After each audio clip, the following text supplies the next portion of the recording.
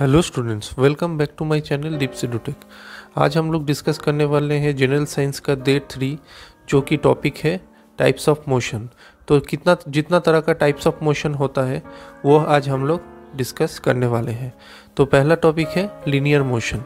Linear motion, if the body travels in a straight line horizontally और vertically then the motion is known as linear motion. मतलब कोई भी body अगर horizontally मतलब ऐसे अगर कोई भी बॉडी जाएगा लेकिन सीधा लाइन पे जाएगा, अगर कोई भी बॉडी ऐसे भी जाएगा वर्टिकली, तब भी हम लोग बोलेंगे ये horizontal motion. Suppose this is A and B, this is A and B. तो ए एंड बी अगर वर्टिकली जाएगा तो भी लीनियर मोशन, अगर सीधा जाएगा तो भी हम लोग बोलेंगे ये लीनियर मोशन। ठीक है। Example, motion of a car falling of a stone. Okay, next topic है circular motion. When the body moves along a circular path, मतलब कोई भी बॉडी अगर सर्कुलर पाथ में घूमेगा तो हम लोग का होगा ये सर्कुलर मोशन। ठीक है। जैसे कि नोट एक इम्पॉर्टेंट पॉइंट है, circular motion is always an accelerated motion. मतलब सर्कुलर मोशन एक एक्सेलरेटेड मोशन होता है। क्यों? क्योंकि देखिए ये टर्निंग में घूम रहा है। कोई भी अगर ऑब्जेक्ट सीधा जाएगा तो इट इजीली ट्रेवल्स, बट अगर टर्निंग हो जाएगा, टर्निंग होने से क्या होता है, उसको एक्सेलरेट करना पड़ता है, क्योंकि बार बार इसको एक्सेलरेट करने से ही ये घूमेगा। अदरवाइज ये सीधा चलने का कोशिश करेगा, नहीं तो ये रुक जाएगा। तो इसलिए ये जितना सर्कुलर मोशन होता है वो एक्सेलरेटेड मोशन ही होता है। This is a important point. Okay, next point है simple harmonic motion. If the body moves to and fro in a straight line about a fix point, मतलब सपोज ये A है, ये बी है, ये लाइन में ही टू एंड फ्रो मतलब आगे और पीछे ऐसे ऐसे चल रहा है।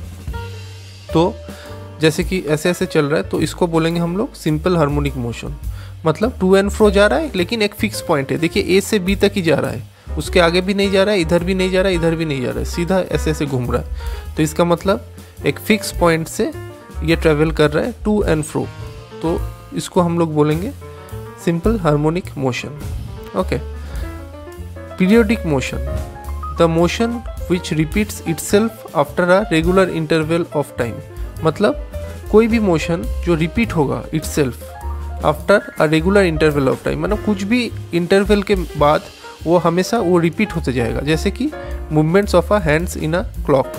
जो क्लॉक का जो मूवमेंट है वो देखिए यहाँ से शुरू होगा, फिर घूम के यहाँ पे ही आ जाएगा, फिर यहाँ पे शुरू होगा, फिर घूम के यहाँ पे आ जाएगा। मतलब सेम पोजीशन में ही घूम रहा है लेकिन मोशन में है हमेशा। तो ये क्या होगा? Periodic motion. मतलब एक पीरियड तक वो आते आते एक पीरियड लगता है, फिर आते आते एक पीरियड लगता है। मतलब this is known as periodic motion. ठीक है। ये सब वन लाइनर क्वेश्चन है जो कि आप लोगों के साथ हम शेयर कर रहे हैं। चलिए नेक्स्ट पेज में चलते हैं। नेक्स्ट टॉपिक है oscillatory motion. Oscillatory motion, if the body repeats it's movement after a regular interval of time about a fix point. मतलब कोई भी फिक्स पॉइंट में अगर रेगुलरली वो बॉडी रिपीटेड टाइम्स मूवमेंट करेगा तब वो बोलेंगे हम लोग ऑसिलेटरी मोशन। इसको हम लोग रिपीटेड मोशन भी बोलते हैं। ठीक है। नेक्स्ट टॉपिक है simple pendulum motion. Simple pendulum motion क्या है? It is considered to be a point mass suspended from a rigid support by means of an elastic inextensible string. ठीक है। तो इसका मतलब क्या है? सिंपल पेंडुलम, जैसे कि हम लोग बोलते हैं considered as a suspended from a rigid support, मतलब एक सपोर्ट रहेगा। ठीक है, एक सपोर्ट रहेगा लेकिन उसमें ही ऐसे ऐसे घूमते रहेगा, ऐसे ऐसे घूमते रहेगा। तो ये क्या होगा? ये होगा आपका सिंपल पेंडुलम मोशन। क्यों हो रहा है? क्योंकि देखिए एक रिजिड सपोर्ट है by means of an elastic inextensible string. मतलब एक स्ट्रिंग में वो लगा हुआ है, स्ट्रिंग में वो लटका हुआ है। जो मतलब नीचे में जो सामान है, ऑब्जेक्ट है, उसका वेट कहाँ पे है? स्ट्रिंग के ऊपर है। ठीक है, वो स्ट्रिंग के ऊपर है और स्ट्रिंग ऐसे ऐसे ऐसे घूम रहा है टू एंड फ्रो में। तो क्या हो रहा है? तो इसको हम लोग बोलेंगे simple pendulum motion. Note, time period of an simple pendulum depends on a length of the string. मतलब जितना बड़ा ये लेंथ होगा, ये लेंथ जितना बड़ा होगा, टाइम पीरियड उतना ही ज़्यादा लगेगा। इसका मतलब ये लेंथ जितना बड़ा होगा तो ये इधर जाने में और इधर आने में और टाइम लगेगा। मतलब लेंथ जितना बड़ा होगा तो टाइम उतना इधर से इधर जाने में ज़्यादा लगेगा। लेंथ जितना छोटा होगा टाइम उतना ही कम लगेगा कवर करने में पूरा डिस्टेंस। ठीक है, तो ये है हम लोग का simple pendulum motion. Okay, next topic है projectile motion. When the object और particle is thrown near the earth surface and its move along a curved path under the action of gravity.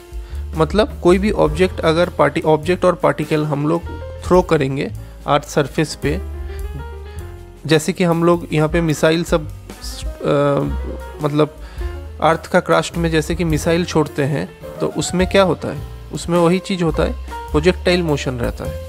तो इससे क्या होता है, it moves along a curved path, मतलब ऐसे ही करके कर्व्ड पाथ में मूव करता है under the action of gravity. मतलब नीचे में ग्रेविटी रहता है, नीचे में तो ग्रेविटेशनल फोर्स रहता है ना, तो इसीलिए ये कर्व्ड में मूवमेंट करता है। ठीक है, the path of the projectile motion is always a parabolic. Parabolic मतलब ये देखिए, ये एक पैराबोलिक है, ये भी पैराबोलिक, ये भी पैराबोलिक, ये भी पैराबोलिक। तो ये पैराबोलिक साइन है, तो ऐसे साइन पे ये प्रोजेक्टाइल मोशन काम करता है। ठीक है, for the maximum range the projectile angle should be 45 degree. तो मैक्सिमम एंगल कितना हो सकता है रेंज में, तो वो 45 डिग्री हो सकता है। और मैक्सिमम हाइट कितना हो सकता है, ऊपर तक जा सकता है, वो 90 डिग्री हो सकता है। तो दीज 2 पॉइंट्स आर इम्पॉर्टेंट, इसीलिए हम यहाँ पे आप लोगों के लिए मार्क कर दिए। एक्चुअली जितना सारा इम्पोर्टेंट टॉपिक है उसका जो पॉइंट इम्पोर्टेंट है हम कोशिश करते हैं उसी को सिर्फ आप लोगों को समझाने के लिए शॉर्ट में, ताकि आप लोगों का दिमाग में ये रहे और आप लोग एग्ज़ाम टाइम में थोड़ा सा रिवाइज करने से ही आप लोगों को ये हो जाए। ठीक है, तो इसीलिए थोड़ा सा हम शॉर्ट में और इम्पोर्टेंट पॉइंट्स को देने का कोशिश करते हैं। ठीक है, चलिए आज हम और एक चीज़ डिस्कस करते हैं, वो है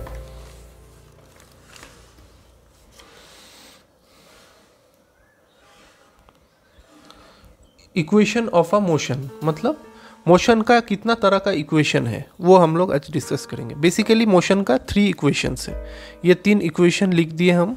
ठीक है, यहाँ पे और v है फाइनल वेलोसिटी, u है इनिशियल वेलोसिटी, t है टाइम पीरियड, a है एक्सीलरेशन एंड a से डिस्टेंस। तो ये जो वेलोसिटी, टाइम पीरियड, एक्सीलरेशन, इसका डेफिनेशन के लिए आप लोगों को पिछला क्लास मेरा देखना पड़ेगा, तब वहाँ पे आप लोगों का अच्छा से समझाया हुआ है डिटेल्स के साथ, तब वो आप लोग समझ जाएंगे।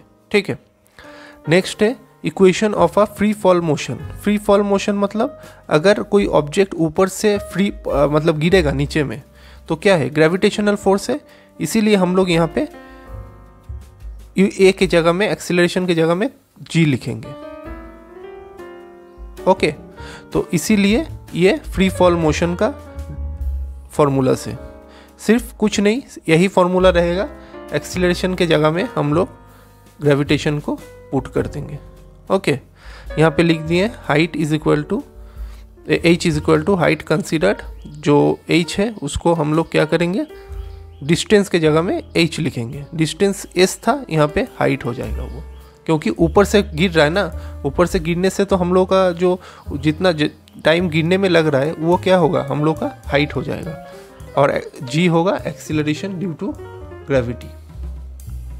Okay, note, if the body is moving in upward direction, मतलब ये फ्री फॉल मोशन मतलब नीचे गिर रहा है, ऑब्जेक्ट कहाँ गिर रहा है, ऑब्जेक्ट ऊपर से नीचे तरफ गिर रहा है। और free fall motion upward direction मतलब ऑब्जेक्ट ऊपर की तरफ जा रहा है। ठीक है, अपवर्ड डायरेक्शन मतलब ऑब्जेक्ट ऊपर की तरफ जा रहा है। अगर ऊपर की तरफ जाएगा तब क्या होगा, g is considered as -g। ये बहुत इंपॉर्टेंट टॉपिक है। अगर कोई भी ऑब्जेक्ट ऊपर जाएगा तो हम लोग क्या करेंगे, g को हम लोग -g पकड़ेंगे। अगर -g पकड़ेंगे तो सेम फॉर्मूला में हम लोग का u के बाद माइनस हो जाएगा, यहाँ पे भी माइनस होगा, यहाँ पे भी माइनस होगा। ठीक है, तो ये 3 फार्मूला यूज़ होता है हम लोग का बेसिक साइंस में। तो 3 फार्मूला का 3 तरह से, एक तो जनरल इक्वेशन है, एक तो है फ्री फॉल मोशन जो नीचे फ्रीली गिरेगा तब कौन सा फार्मूला यूज़ होगा, और एक है अपवर्ड डायरेक्शन, मतलब कोई भी ऑब्जेक्ट अगर नीचे से हम लोग ऊपर की तरफ थ्रो करेंगे आसमान तरफ तब कौन सा फार्मूला हम लोग का यूज़ होगा। तो ये 3 फार्मूलाज हम लोग का बेसिक फिजिक्स में मोशन के लिए यूज़ होता है। ओके, तो आज का टॉपिक इतना ही रहेगा। Next day with different topic के साथ हम डिस्कस करेंगे। If you like my videos please kindly like, share and subscribe my channel, and don't forget to share with your friends who are preparing for the government exams.